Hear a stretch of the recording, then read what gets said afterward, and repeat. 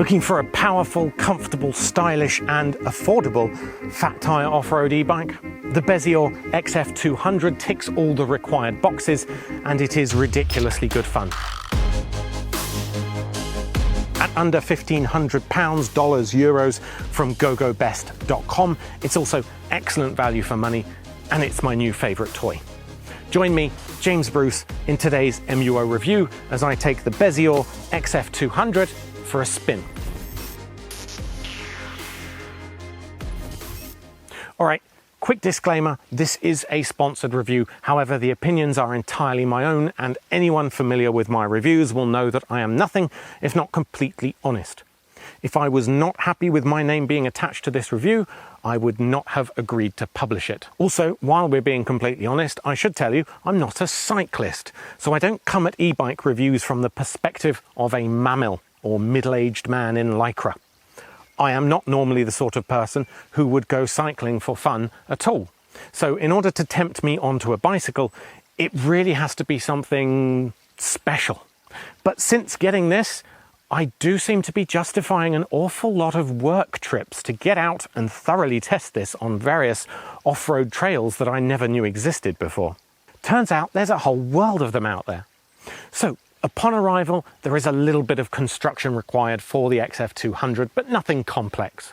The hardest part, honestly, is pulling it out of the box, since it all comes securely cable-tied and all attached together in a roughly 30-kilogram package. Once you've got all those cable ties off and the packaging removed, you'll need to fold up and fit the handlebars as well as fit the front tyre and a few other bits and pieces like bolt on the front light and the mudguard, etc. And yes, I did fit this backwards originally. Our package came with a full complement of decent quality tools as well as a small pump and even a bike lock.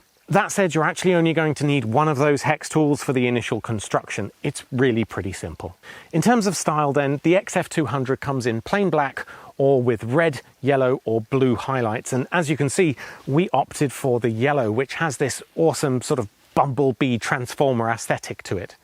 It looks incredible and it has a unique and distinctive frame shape, a lot more in common with motocross bikes than traditional bicycles. As for other extras, if you want to get a pannier rack, you can purchase one direct from them for $80 when you buy the bike, which will match exactly. You can also buy a replacement battery for around $420. So that's about a third of the cost of the bike, which seems pretty reasonable. Okay, let's talk specs next. Power is provided by a generous 15 amp hour 48 volt battery. It is technically removable, though you will need to fold the main body of the bike in order to get at it. It's under here. It's not awkward or anything, it's just not as easy as parking up and then whipping the battery out to charge indoors. The lock to turn it on and remove the battery is also found on the underside of the frame down there. That power then feeds into a single 1000-watt rear hub drive brushless motor, which they claim can provide enough torque to carry you up a 35-degree incline. Bezior also state a maximum range of 130 kilometers, which is massive, about 80 miles. And that's with pedal assist, or still a respectable 50 kilometers or 30 miles on just the motor power alone. It takes just under 5 seconds to get up to full speed of 25 kilometers an hour. The tires, as you can see, are 10 centimeters or 4 inches wide by 60 centimeters or 20 inches diameter, and they are fat tire off-road style. Now both the main body and the tyre rims are made of an aluminium alloy, and while the aluminium frame itself is lightweight, you do of course need to factor in the battery, which alone weighs quite a lot, plus the massive tyres. So in total, this isn't exactly lightweight in the sense that you could grab it in one hand and sort of throw it around, but you can comfortably fold it up, then lift it in the back of your car and go off for your adventure. Bezior claims a maximum load of 200 kilograms and it should be suitable for riders from 165 centimeters to 190 centimeters. For reference, I'm 105 kilograms and 185 centimeters tall.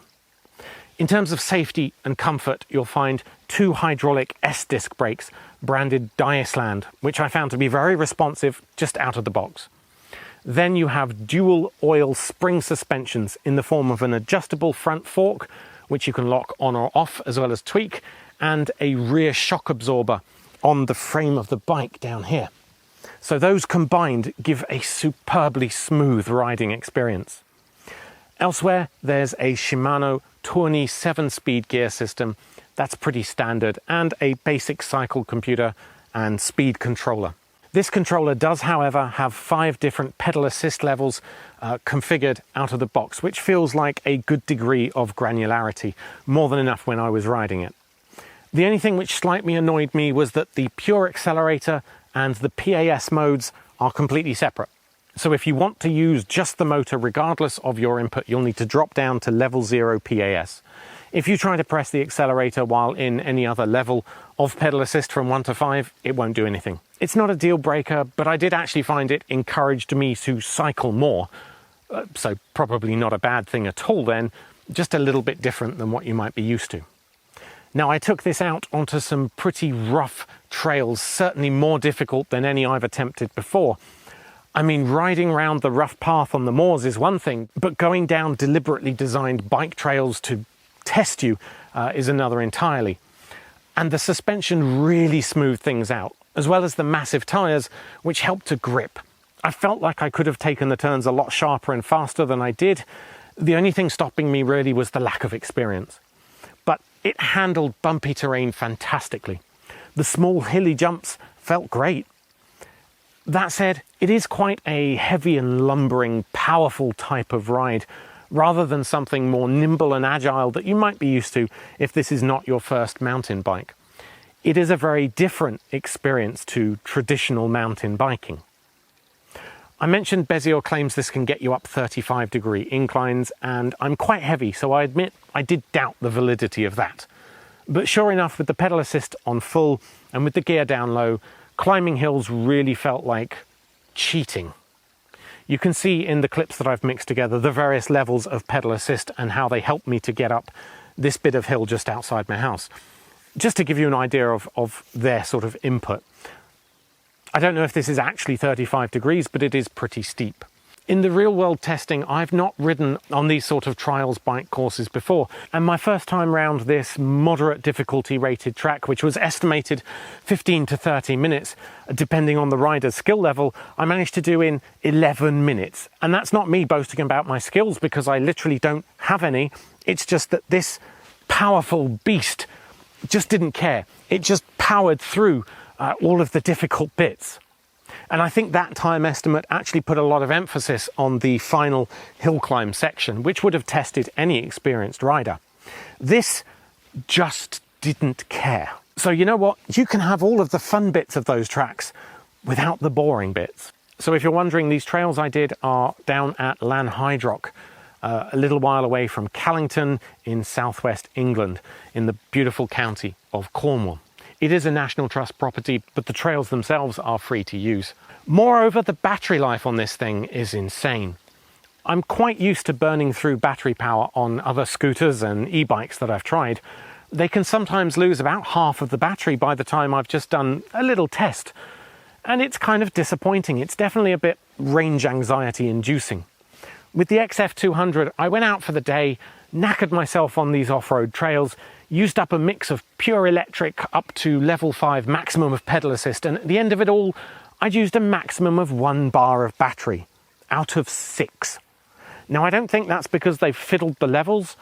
It's just that 15 amp hours at 48 volts is massive.